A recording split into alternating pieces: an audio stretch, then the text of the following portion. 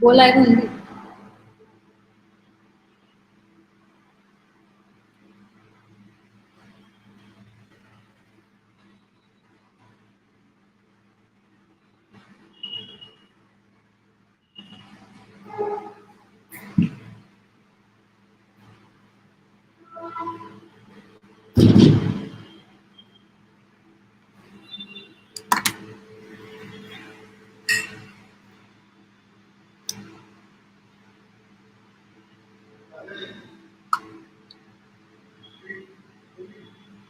हाँ.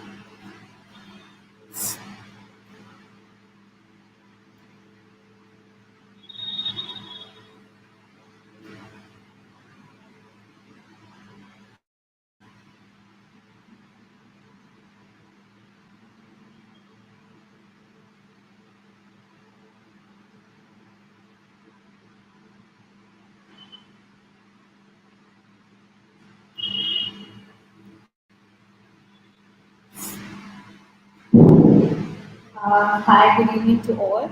Thank you so much for joining whoever's joined me today for this today's class. So we've finished at least 220 questions. We're left with more to go.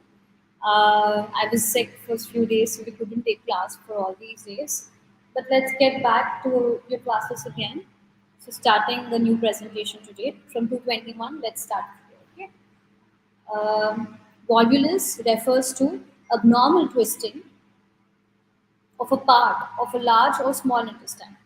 Intussusception is a condition in which one segment of the intestine slips into the other portion, just like a telescope, which we have already discussed. We have discussed this under the causes for intestinal obstruction. Then there's something called current jelly-like stools. You know how jam looks like, right? Like red jam, yeah.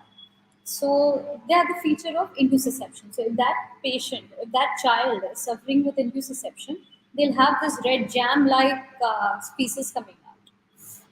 Hirschsprung disease is an aganglionic disease. Normally, all of your intestine has ganglia, which is involved into your nerve signals. It takes up the nerve signals. It causes peristalsis. Suppose one portion of the intestine is aganglionic. It cannot have any kind of peristalsis. There's no movement in it. So what it will undergo atrophy. That's Hirschsprung disease. It's a congenital defect of the intestinal tract which causes inadequate motility. Phenylketonuria (PKU) is an inborn error of the metabolism which results in decreased metabolism of amino acid called phenylalanine. Okay, it's an amino acid, so it doesn't get metabolized in tryptophan. So this causes whatever you're taking that amino acid without getting absorbed, everything gets excreted into the urine. So you get phenylketonuria. Low residue, low fiber diet. One second.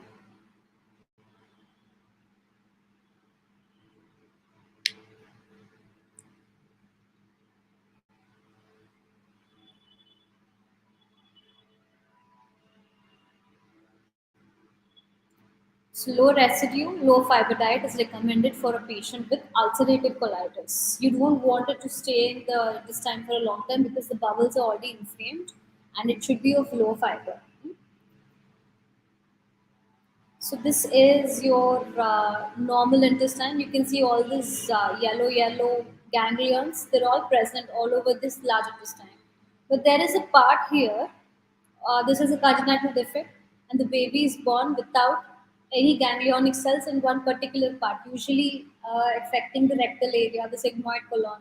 So what happens is the portion which is proximal to it, just above it, uh, यहाँ पे जाके सब all that fecal matter gets accumulated.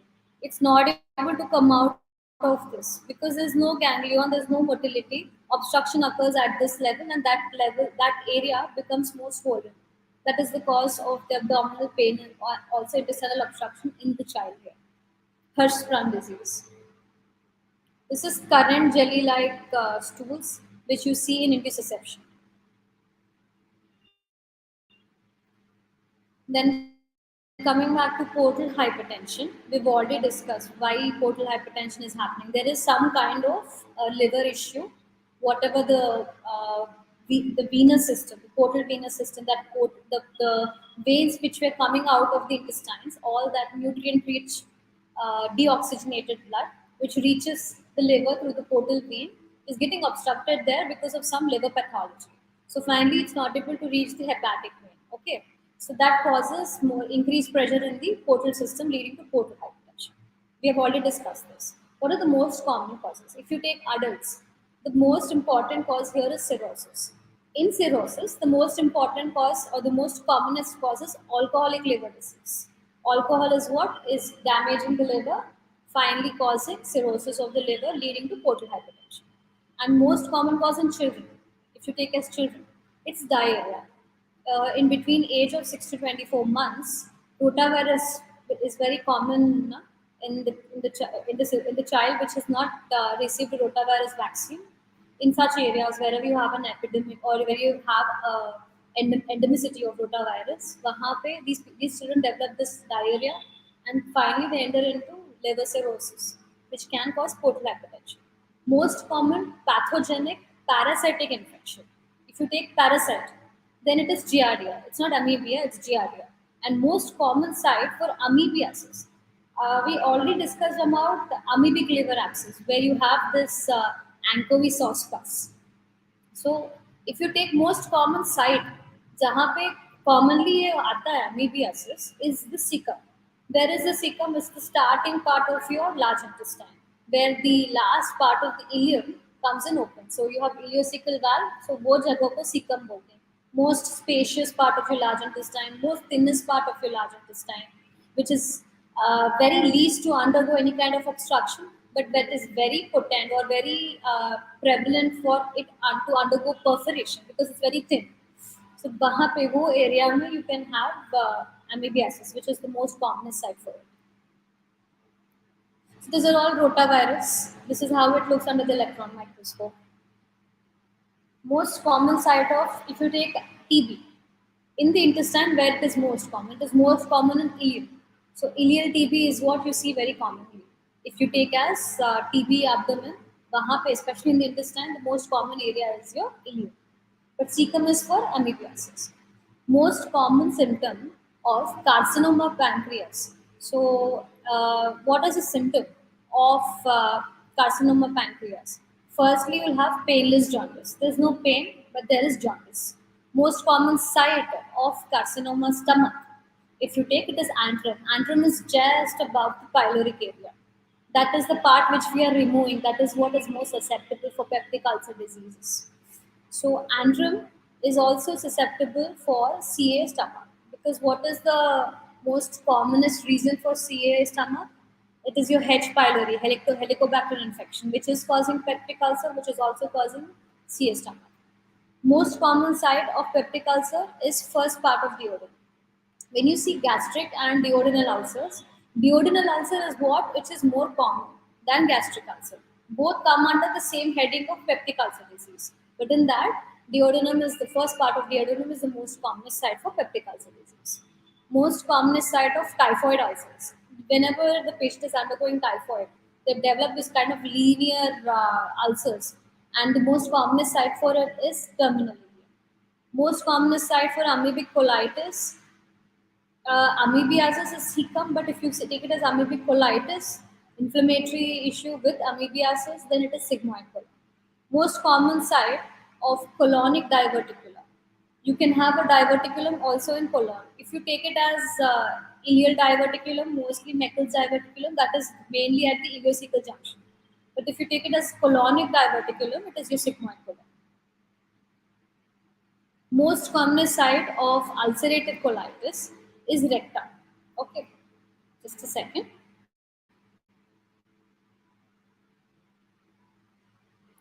Hi Dalia, good evening. Thank you so much for joining us. So most commonest site of ulcerative colitis. I already told you ulcerative colitis and Crohn's. These are two types of inflammatory bowel diseases, IBDs. So ulcerative colitis occurs mostly at the rectum and the sigmoid colon, and the most commonest site is the rectum. Crohn's can occur anywhere in your intestine. It has pit lesions, and most commonest site of Hirschsprung disease. I just showed you a picture, na, जहाँ पे all that rectal part is all like atrophied. It is aganglionic. It is the rectal part which is more commonly involved in Hirschsprung. You can pronounce it either way. Women who have had any type of bariatric surgery should supplement their diet. So they have one part of their stomach is being removed. So they are more susceptible for vitamin deficiencies because the food is they are able to eat but in very less quantities and frequent diet. Like frequent meals they keep taking. They can't have a bulky meal at a time, but these people are more susceptible for vitamin deficiencies because you have removed a part of the intestine or part of the stomach where the absorption occurs. So what do? You put them on some vitamins so that they don't have this kind of deficiencies. What are the most common vitamins which are getting absorbed by the gut? Is your B12, your folic acid, your iron and calcium, because the surgery decreases absorption of these vitamins and minerals. Now coming to ear. Ear, you everybody knows it's an organ of hearing and equilibrium. So if you take inner ear, okay, we'll go slowly, but just let me tell you gist of it. Ear is divided into three parts: external, middle, and inner ear. And inner ear is where you have your main organ, cochlear organ or the cochlear setup, cochleovestibular setup is there. The cochlea is for hearing, okay, and the vestibular part is for your balance. Hmm. So that's why we say ear is organ of hearing and balance, equilibrium. Imagine if you have some kind of a wax, impacted wax, a lot of wax. If you're trying to remove it, or sometimes water goes, suddenly you feel dizzy. Huh? So there is a chance. There's a fluid inside. There's any kind of disturbances in it. Also, it can lead to disequilibrium. Three divisions: outer, middle, and inner. Outer is also called as external, inner is also called as internal ear. Outer or the external ear consists of the pinna. This is your pinna, the outer part, and the external auditory meatus. External auditory meatus is like a tube-like thing. Okay, what where you put your Q-tip inside, where you put your earbud and clean. Na? That's the area. That area is called external auditory meatus. And at the end of the external auditory meatus is a tympanic membrane, your eardrum. Pinna is made up of elastic cartilage. This is all cartilage. There's no bone in pinna. It's completely elastic cartilage. And pinna collects and reflects. This area is meant for. Have you seen dogs and cats that try to adjust their pinna whenever different kind of sounds they hear? So they try to collect sound waves into the external auditory canal. It's more developed in the animals than humans, but yeah. External auditory meatus, the pipe or the tube, extends from the pinna to the tympanic membrane at the last. Its length is about 2.5 centimeters and the diameter is zero point 0.7 centimeters. And this is the external auditory meatus is the area where you have your ceruminous glands which secrete this wax and oil. Okay. The ceruminous glands secrete wax and oil is being secreted by your sebaceous glands. Both of this mix and they stay there. Oil secreted by your sebaceous glands keeps that area nice, you keeps your skin good, and the ceruminous gland is responsible for your wax production. So if you see this area, this outer area completely is your ear pinna. Okay. यहाँ से अगर लेके if you measure till the eardrum, the length is 2.5 centimeters and this diameter or the width is zero point 0.7 centimeters. This is your external auditory meatus. This canal is your external auditory meatus. So it has two glands in it. One is ceruminous glands, one is sebaceous glands. Sebaceous glands secrete oil and ceruminous glands secrete wax. And this here you can see here, this is your eardrum.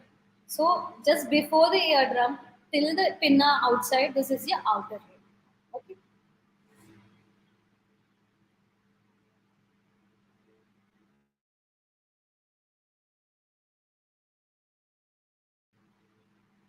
And here in this picture, this is your middle ear. All this reddish area here is your middle ear of your ear, which is inside. Huh?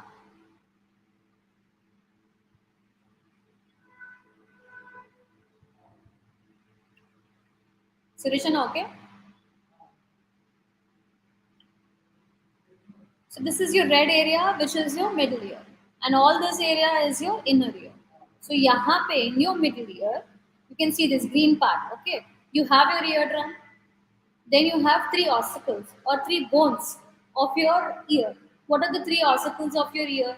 Malleus, incus, stapes. MIS. Malleus, incus, stapes. From out to in. Okay. So your first bone, where the malleus is attached to the eardrum.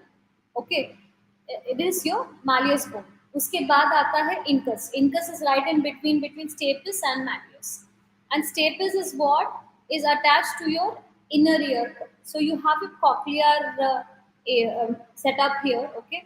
And cochlea ko you have this three semicircular canals. Canals matlab they are like tube like thing, the semicircular. They're not complete circles, they're half circles. So you have three, okay? All this is an inner ear. All this part is in your inner ear. And your vestibulocochlear nerve, the eighth cranial nerve, which is supplied, which comes and supplies to the ear, is also coming from a meatus. Okay.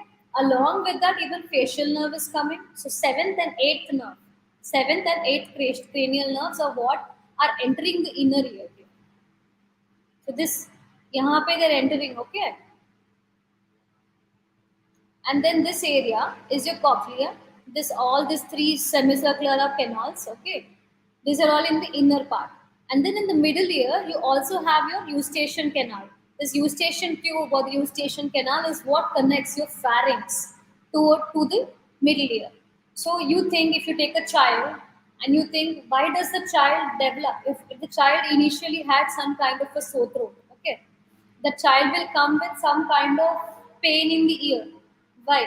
Why are middle ear infections more common in a child who has had some kind of sore throat? Because this eustachian tube in the child is very small. It's the length of it is very small. So the infections can spread very fast from the pharyngeal area into your middle ear, causing infections here or pain. Okay, ear pain. If you can see here, stapes has a foot plate. I'll show you a very clear picture later. Just have this idea. So you have outer, middle, and ear. Okay. Outer may you have your pinna. You have the external auditory meatus or that external auditory canal just till the eardrum. From the eardrum till the stapes foot plate is your middle ear. In middle ear, what do you have? You have your eardrum. You have three ossicles, malleus, incus, stapes. Along with that, you have your eustachian canal. There are two more muscles in it. I'll tell you about it later. I'll not confuse you now. And then beyond it, after stapes is what comes your inner ear, where you have your cochlear setup. Okay. And also the nerves coming out of the brain is seventh and eighth. Facial and vestibulocochlear, even those are entering into the inner ear. What is coming to the gallbladder part of it? What is cholithiasis? It's nothing but stones. Lithiasis means stones. Okay, the stones which are forming in the gallbladder. Coli means gallbladder. Lithiasis is stone formation. So calculi or stones are formed in the gallbladder from the solid components of bile. So bile may, if it becomes too much concentrated or there's any kind of an infection, that can lead to calculi formation. Now there are two types of stones. One can be pigmented, two is cholesterol stones. So what are the pigmented stones? Whatever the unconjugated pigment is there in the bile, it will precipitate. Precipitate matlab it becomes more concentrated to form a stone. And it can't be dissolved. Surgical removal is only the treatment of choice. So if you have a pigmented stone in the gallbladder, you cannot put them on any kind of bile acids, any kind of oral drugs. It's not going to melt it. Surgery is only the treatment for it. But if you have cholesterol stones, cholesterol is also a natural component of the bile. Its solubility depends upon bile acids and lecithin. So if you have good amount of bile acids and lecithin in your bile, it will get resolved, it will get absorbed. So cholesterol precipitates to form cholesterol stones, okay, when bile acid synthesis is less. So what can you do in this case? Surgery is not the treatment of choice. You can put them on bile acids, which is your Udiliv. You've heard about Udiliv, right? Also deoxycholic acid. Those bile acids, natural occurring bile acids, you can give them as tablets, which helps in dissolving of the cholesterol stones. But if it is pigmented stones, you have to do surgery. Next, what are the signs and symptoms of polylithiasis? एक तो you have pain in the right upper quadrant because that's where your gallbladder is just below your liver, radiating from back to the right shoulder. Right shoulder pain along with your right upper quadrant pain is something to do with your gallbladder. That's called biliary colic. Colic is colicky pain or squeezing type of pain where your smooth muscles are involved. And biliary because it's caused by a bile system. Then you have something called obstructive jaundice here because all that stones which are forming in that gallbladder, if they're way too much, they can block off the cystic duct. They'll not allow the bile to come out. That can lead to obstructive jaundice. Color of the urine becomes dark. Urine may it is coming to systemic circulation, but stool, the bile is not able to enter into the intestine, right? Because there is stone, all that bile through the cystic duct, then it has to come to the common hepatic duct, common hepatic duct and cystic duct join to form common bile duct. So all this is blocked. All that bile is not able to enter into the second part of duodenum through ampulla of Vater. So the stool remains clay color or whitish color. Okay, that is called clay colored stools. Okay, and then you have something called also steatorrhea can occur. Steatorrhea means excessive cholesterol in your stool can occur. Okay, because bile is required for your cholesterol dissolving, but that's not happening here.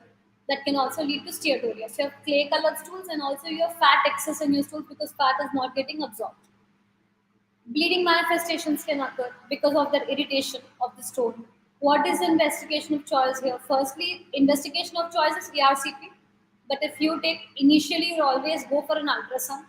Okay, then you can do whole scintigraphy, whole cystography, ERCP, and other one is percutaneous transhepatic cholangiography.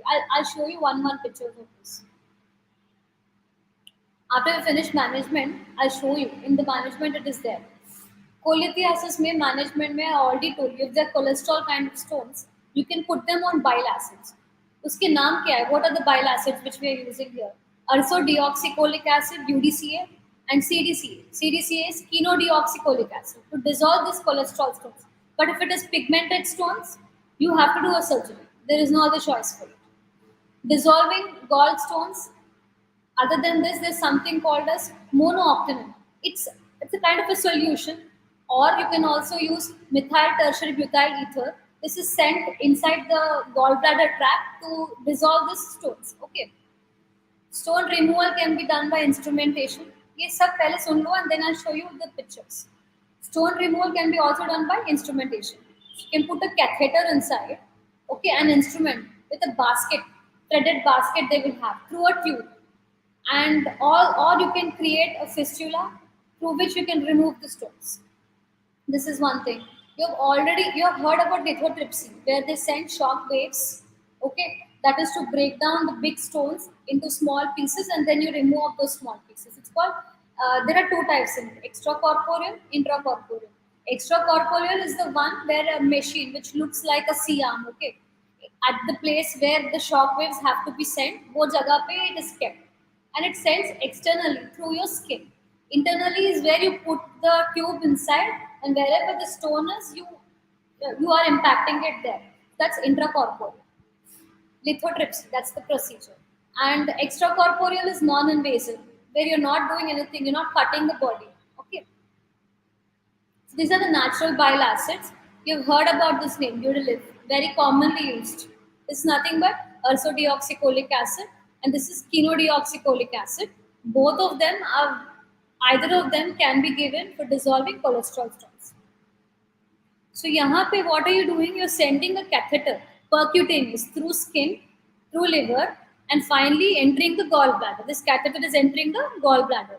यहाँ पे you're leaving the solution of monooctanon or methyl tertiary butyl ether, and that is required for dissolving of the stones.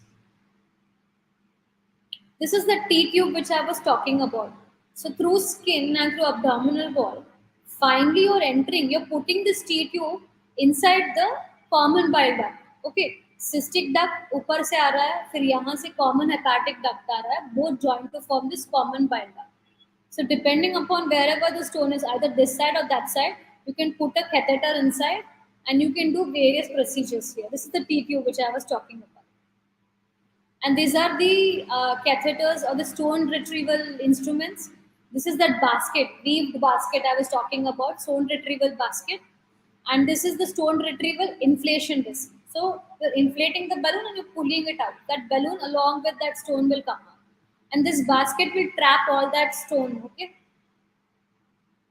This is extracorporeal lithotripsy. You can see this machine, they have put it on the place where the shock therapy has to be given. बाहर से shock दे रहे हैं इसको. The big stone is being broken down to smaller pieces. Once it is broken down to smaller pieces, it is easy for it to come. The flow will start again. This is extracorporeal lithotripsy. What is intracorporeal lithotripsy? Under fluoroscopy, under vision, okay, X-ray. Laser pulse is directed towards the gallbladder and stones are fragmented. They're broken down after sending the catheter inside. You're causing a nick here. It is an invasive procedure.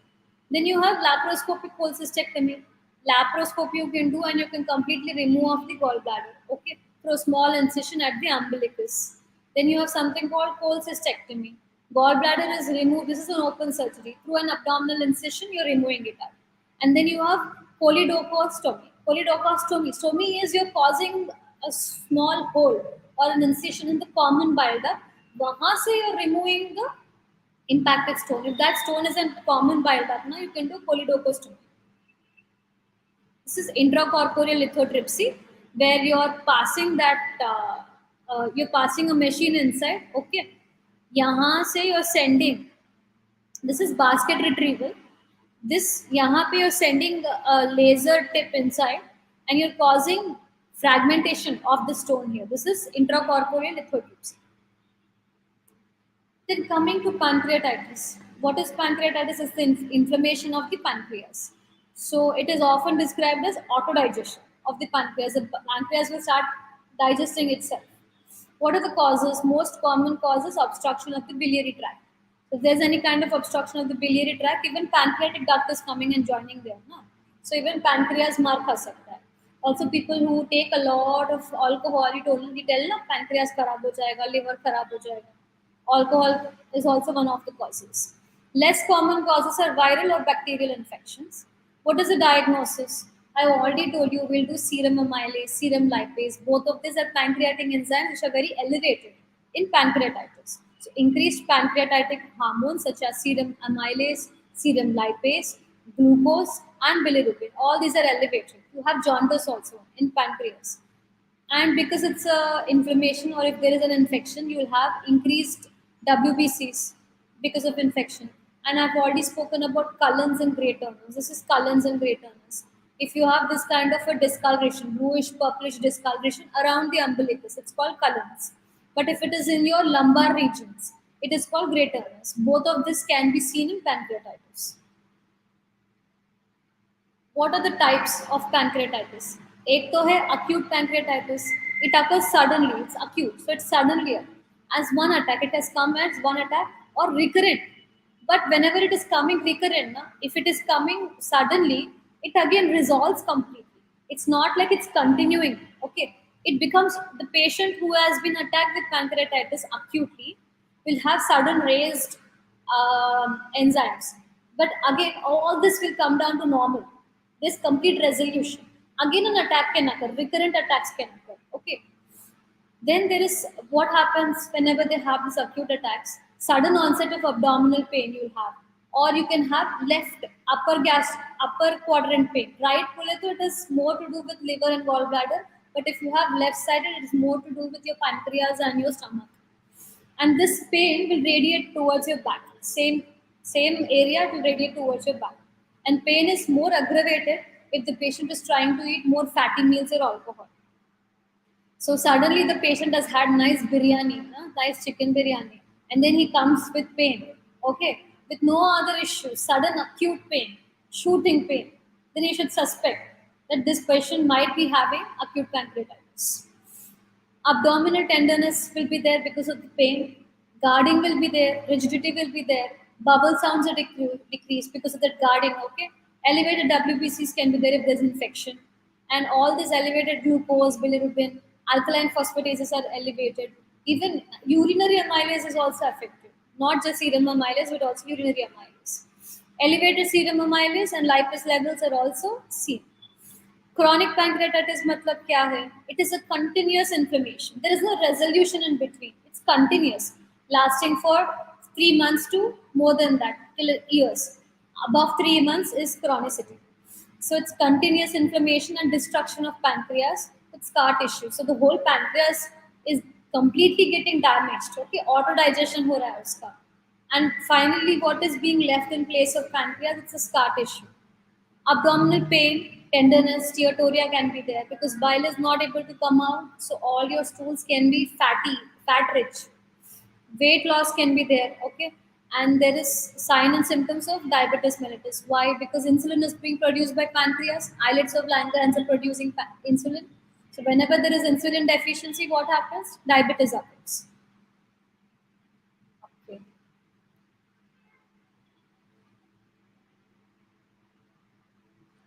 So coming to middle ear again, we have discussed external ear. So middle ear is also known as tympanic cavity. That's another name. Okay, it includes the tympanic membrane. Eardrum, remember, is not a part of your external ear, but it's a part of your middle ear.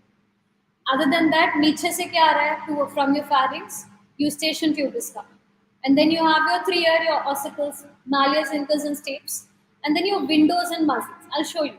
Each, I have more diagrams here. I'll show you. Tympanic membrane is a cave. It's like cave like this. Okay. This concavity this is more towards the external auditory meatus, and this kind of a shape is towards the middle ear. यहाँ पे your malleus का part is there ना, it's coming and attaching. Why it is like this बोले तो so that it straightens or becomes like this or becomes like this. It depends upon your frequency of sounds. So that is control. Even eardrum is responsible for it. Now, if you have two shrill, loud sounds coming, then the eardrum will become more straight. It will not allow more amount of that high damaging intensity to enter into your inner ear. So that concavity is directed towards the external auditory meatus. Eustachian tube connects your middle ear with the pharynx. It's approximately 35 mm long. How long is your external auditory meatus? Is 2.5 centimeters, but this is 35 mm. Okay, that's like 3.5 centimeters, and it is 3 mm in diameter. zero point 0.3. Okay. Patla sa. So this is your middle ear. So if you take it from your eardrum till those windows, this is your cochlear apparatus. In the cochlea, you have two windows. Upper, you have an oval window with which the stapes footplate, with which the stapes footplate is.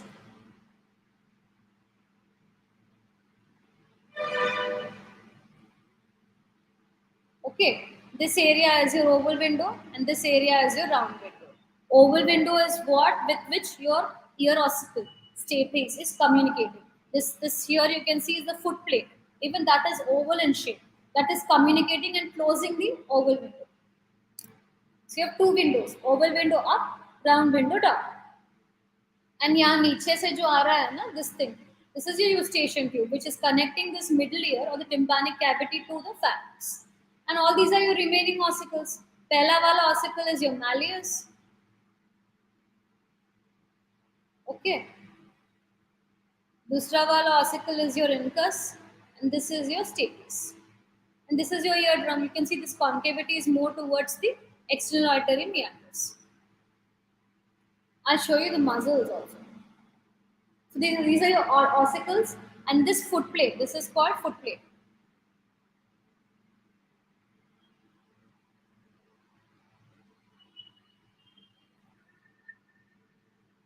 This is a foot plate of stapes. Even that is oval, and that is communicating with your oval window, which is on the upper side.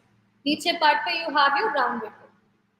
This is your malleus. This is your incus, and this is your stapes. Outer one is your malleus. Most inner part of the ossicle is your stapes. So there are three ear ossicles. Malleus, it is connected to the inner surface of the tympanic membrane. Incus, it's a middle ossicle. It articulates with the head of the malleus. You can see in this picture. What is the incus doing here? It is communicating with the head of the malleus. Incus is communicating. Okay. And Stapes. Stapes is the smallest bone in the body. So if you have asked tomorrow, which is the smallest bone in your body, it's your stapes. Stapes is the smallest bone in your body, and the head of the stapes articulates with the incus, and the oval foot plate articulates or it connects. It connects with the membrane of the oval window here. So you can see this part of the stapes is connecting with the incus, the lower part of incus, and the foot plate of the stapes. The head is connecting with the incus, and the foot plate is connecting or it is closing over the oval window. Windows again, I told you there are two windows, oval and round. Oval window is also called as fenestra, vestibule. Okay, and it is present above. It transmits the sound vibrations of the ossicles to the perilymph. So, in the inner ear, you have a fluid called perilymph. All that sound which is collected from outside goes to your middle ear. From the middle ear, all this is carried with the foot plate of stapes towards the vestibule. Okay, round window is present in the lower part. It accommodates pressure waves. So pressure is by your round window, but all that sound waves is by your oval window. And those pressure waves are transmitted to perilymph through your round window. But if you talk about sound waves, then that is transmitted through your oval window into the perilymph. Muscles, you have two muscles in your middle ear cavity or your tympanic cavity. One muscle is tensor tympani. Naam mein hi hai, it is tensing the tympanic membrane. Whenever you have loud sounds, the tympanic membrane becomes more tense like this. And you have stapedius. It is in the name. It is the muscle connecting towards the stapes. And stapedius is the smallest muscle in your body. Smallest bone is your stapes. Smallest muscle is that muscle connecting to the stapes, which is the stapedius muscle. So if you see this from up, you're seeing it from up. Imagine, okay? Yeah, अंदर से देखिए. Imagine you're sitting in the inner ear and you're looking out towards the middle ear. This is how you can see the muscles. This is your eustachian tube. You can't see this, na? We'll do yellow. ठीक है? This is your eustachian tube. Just above your eustachian tube, you're getting a muscle here. This is your tensor tympani. Okay, it's going and connecting towards it is connecting to the tympanic membrane. Okay, and this is your foot plate of stapes opening in towards the oval window into your inner ear, and just beside it, you have the small muscle, smallest muscle of your body, which is the stapedius muscle. Two muscles in the middle ear. Simple. Next, if you take cochlea, you have seen how cochlea looks. Now it looks like a snail, as a pura circles like. Okay, so you have above is your oval window, and niche is your round window. It is oval, so it is oval window. It's round window. All the sound waves go to the oval window. The pressure waves go to the round window. Both of them are opening into the perilymph. Okay, wherever the area in which the oval window opens is called your scala vestibuli. And the round window opens into the scala tympani.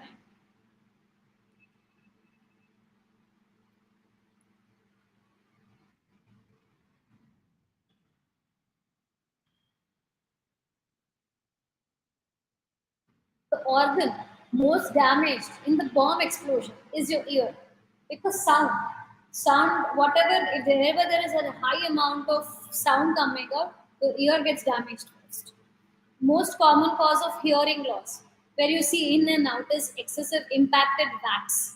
So that excessive wax, which is secreted by your ceruminous glands in your external auditory meatus, is what leading to most common cause of hearing loss. Once you clear off this wax here, impacted wax, the hearing becomes normal. Then let's talk a little about potassium.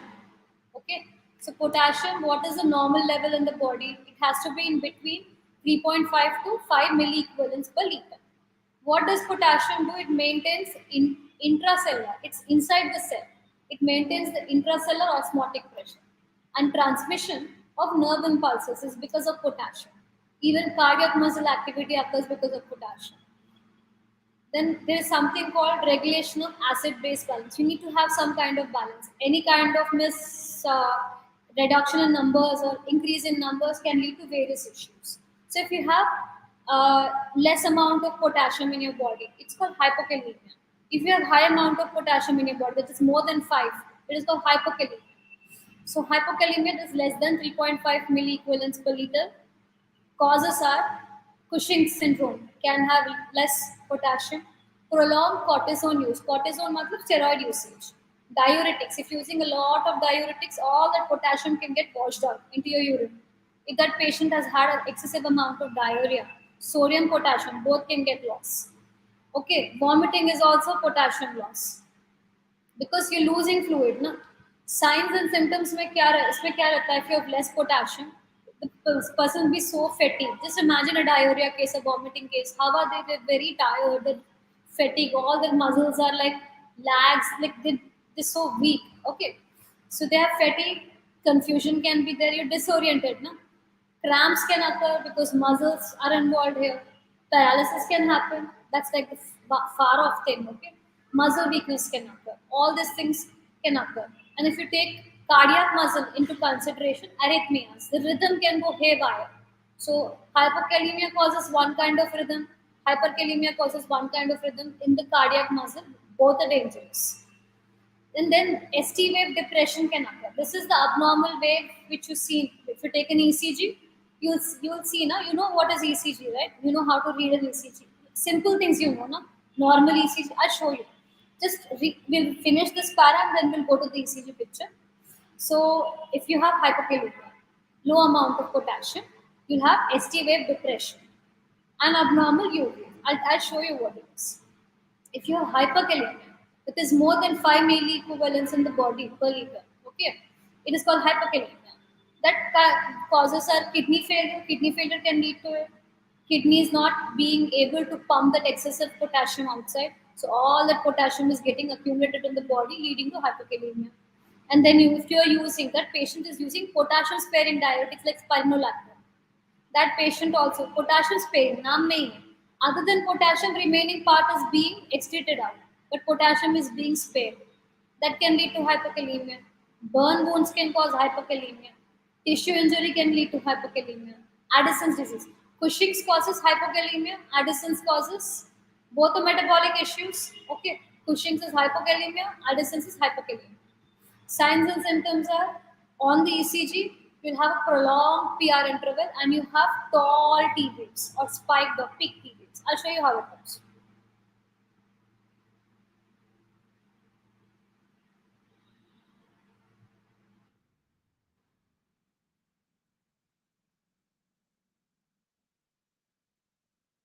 I think I forgot to put that picture. But if we come back to the same point again tomorrow, I'll definitely show you the ECG for you. It's a little difficult to understand because you need to know what normal ECG is. So everybody knows you have a P wave initially. I'll draw and show you. I'll show you first normal ECG. Okay? This is your P wave. This is your QRS complex.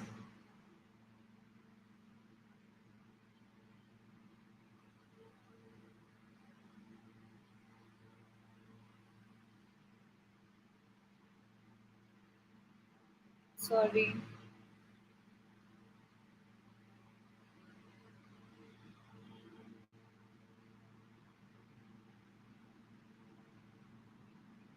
Just ignore this part. Okay.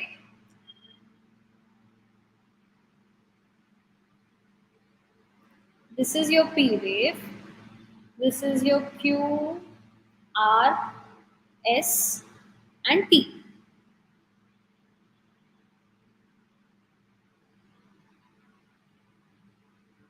Okay. So P wave, this is the normal ECG. What happens is if you have hypokalemia, ये ST जो है ना, it's normally flat.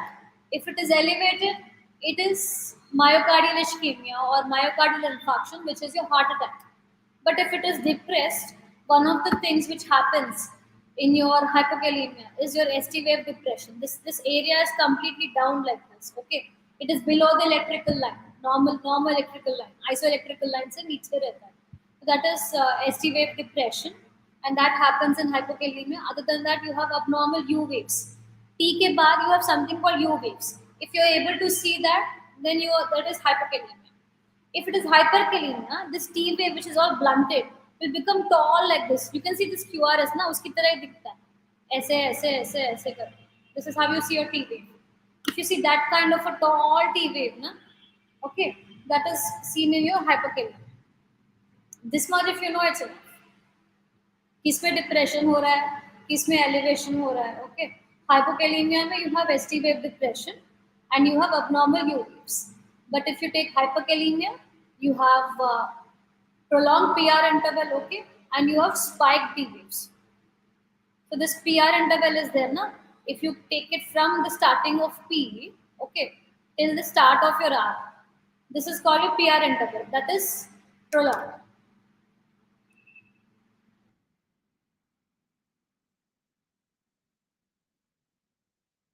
So what is hypovolemic shock? Coming back to shock, we have already discussed shock. In that, we'll just discuss a little bit about hypovolemic.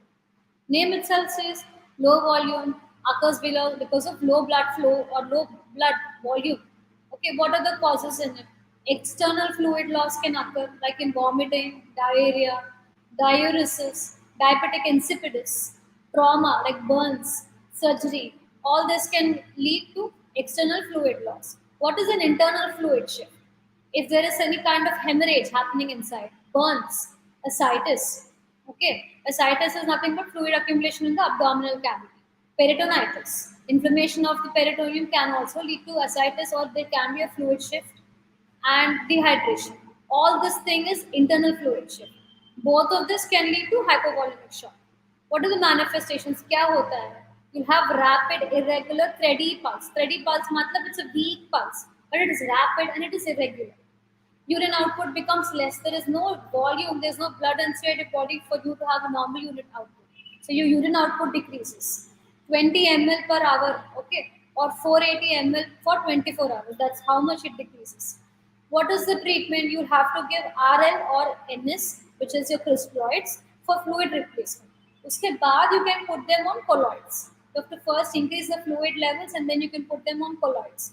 Colloid like albumin, dextran, hetastarch can also be used to replace the fluid volume. Blood transfusion can be done if that patient is the cause of the shock is hemorrhagic shock because of excessive hemorrhage. You have to put them on blood. Okay. What is the position in hypovolemic shock? Trendelenburg. What is Trendelenburg? Head is down, legs are up. You can see here. I've put a picture here. This is your Trendelenburg. In this position, you put the patient into, because all that you have to increase the venous return towards the heart. Okay, all that venous flow which is going towards your peripheries, towards your limbs, has to come back to heart, because your major organs like your brain and heart have to be supplied blood. So you put them in that position so that all that blood which is in the peripheries will come back to the heart and finally be supplied towards your major organs like brain and heart. Okay. This is your Trendelenburg position. This is albumin. I'm sure many of you nurses have seen what albumin looks like.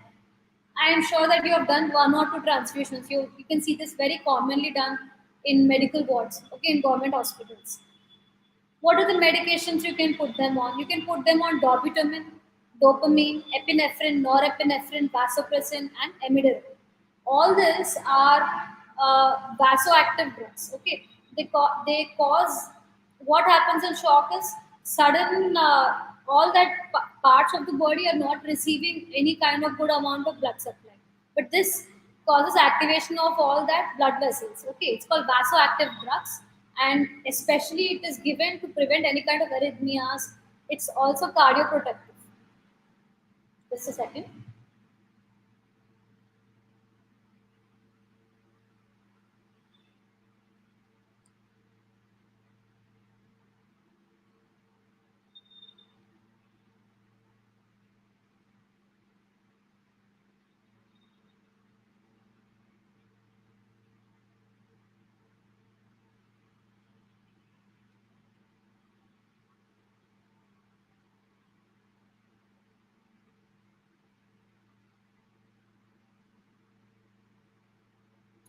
So I'll just read you the definition of vasoactive drugs to you. So, a vasoactive substance is an endogenous agent or a pharmacological drug. All these drugs can, even epinephrine and norepinephrine is produced inside your body, right? Other than that, also you can give it externally. So, they have an effect on the BP. Either they can increase the BP or they can decrease the BP through its vasoactivity. Or they can also cause differences in the heart rate. They can increase or decrease the heart rate through the vasoactivity. Hence, they're called as vasoactive drugs. Next, coming to inner ear. So, we are done with external and middle, inner ear. Inner ear, it contains organs of sense of hearing and balance. So, both hearing and balance, the major organs, are in your inner ear. It consists of bony labyrinth. Bony labyrinth is your outer cover. उसके अंदर you have your membranous labyrinth. So in the bony labyrinth you have three parts. You have a vestibule, okay. Then you have your semicircular canals, and then you have your cochlea. Just imagine it's the outer skeleton. Whatever is inside is all your membranous labyrinth, or in between. Okay. The perilymph is the fluid present in the scala tympani and scala vestibuli. So scala vestibuli upper part is attached to your oval window. Scala tympani lower part is attached to your round window. In between these two, you have something called a scala media, where you have that sense of hearing. Okay, you have your organ of Corti. I'll show you. And perilymph, it's almost equivalent to your ECF, your extracellular fluid, which is high in sodium but low in potassium. Intracellular, if you take it, it is high in potassium, low in sodium. Opposite. But if you take ECF, sodium is more, potassium is less. It is similar. Perilymph is similar to your ECF. Endolymph is there's something called as endolymph. Okay, endolymph is the fluid which is present in the scala media. बीच का part है ना, between the scala tympani नीचे and scala vestibuli above. बीच में you have your scala media. I'll show you a picture. In that you have something called as endolymph. Okay, and endolymph, it represents your ICF. So it is high in potassium and low in sodium. And endolymph is the fluid present in your scala media or the membranous cochlea. And organ of Corti is there inside this scala media, and that is the sense organ of hearing.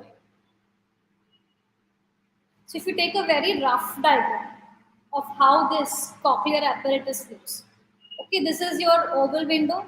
यहाँ पे middle ear से your stapes का footplate is coming and is stamping over or it is covering that oval window, and this is your round window. All this blue color part is your semicircular canal.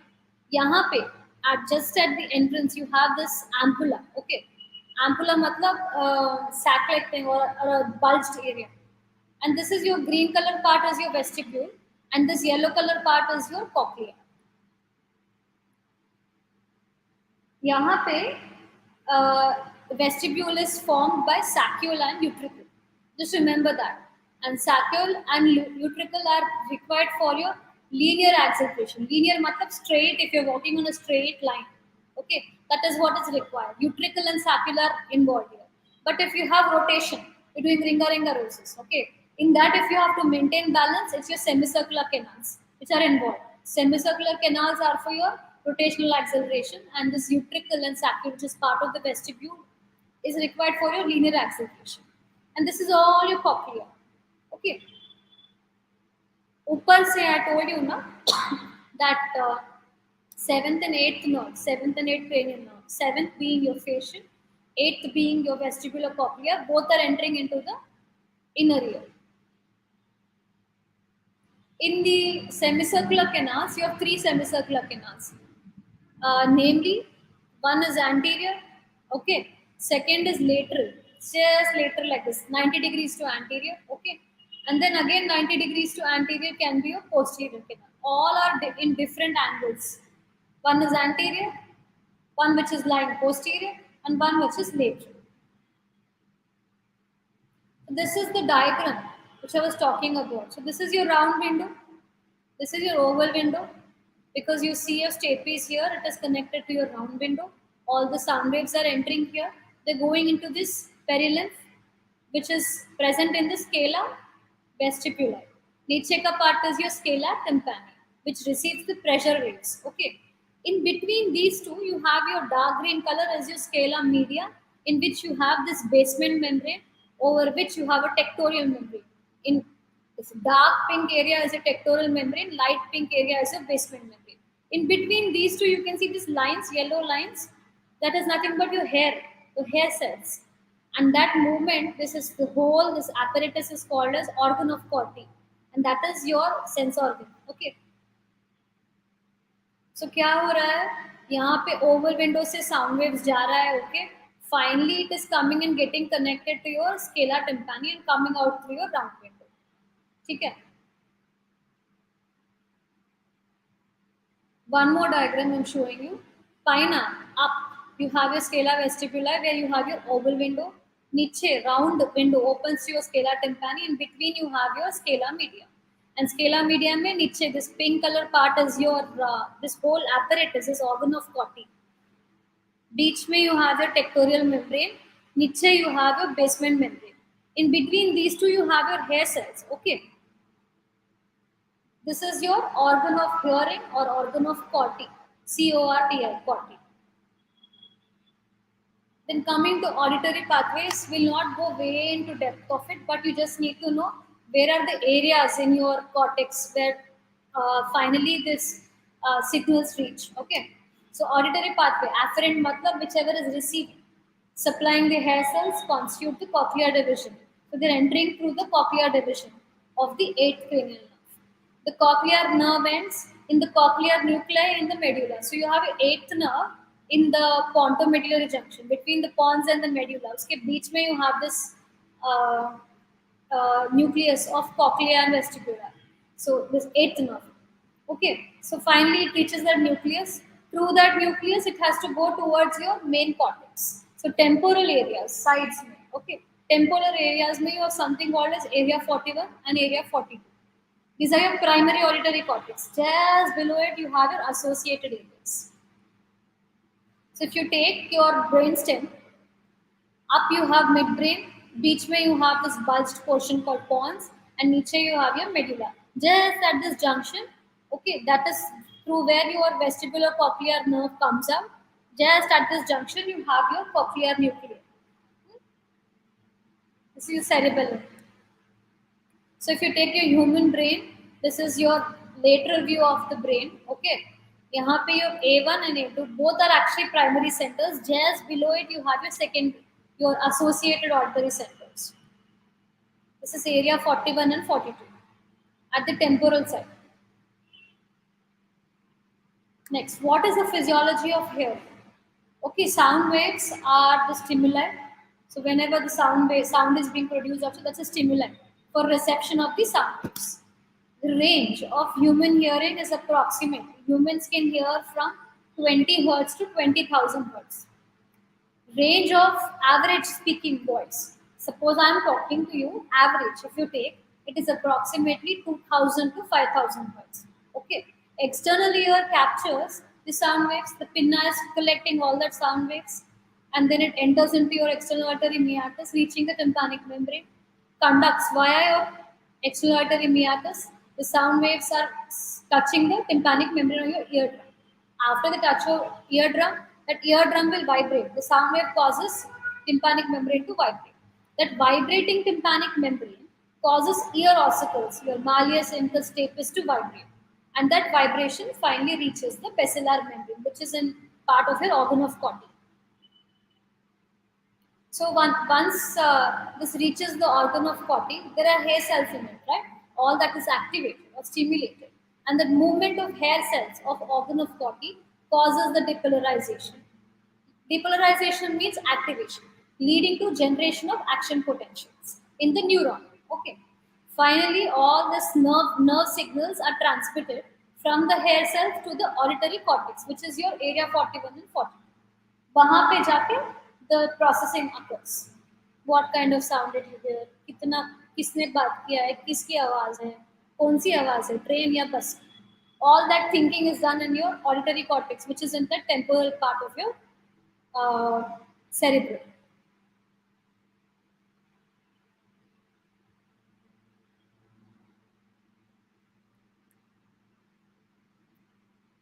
Okay, so for today we'll stop here, guys. It's been 1 hour. Okay, go home and process all this. Dalia, was the class good for you? Just let me know.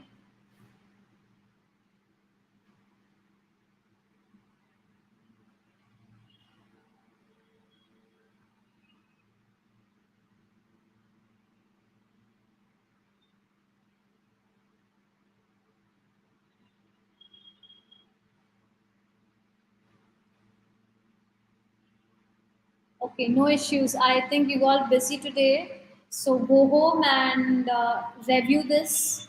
Okay, this all these are being provided in your app, in the score app, your nursing score app. So all these are very effective. Thank you so much, Dalia. Thank you for being a support to me too. And have a nice day, Dalia. You're from Kolkata, right?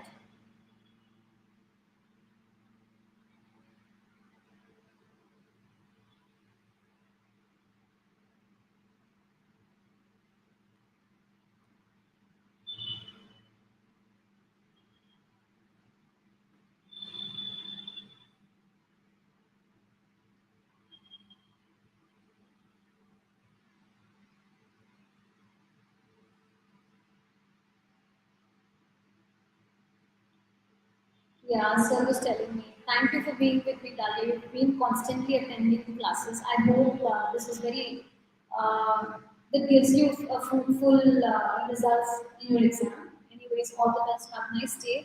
So, Alvida, we'll stop for today and tomorrow we'll be back mostly at the same time, another 1 hour of class. I'll try finishing more faster, okay, for you guys so that you finish it off. You can have a revision before your exam. Have a nice day, Dalia. Thank you for joining me.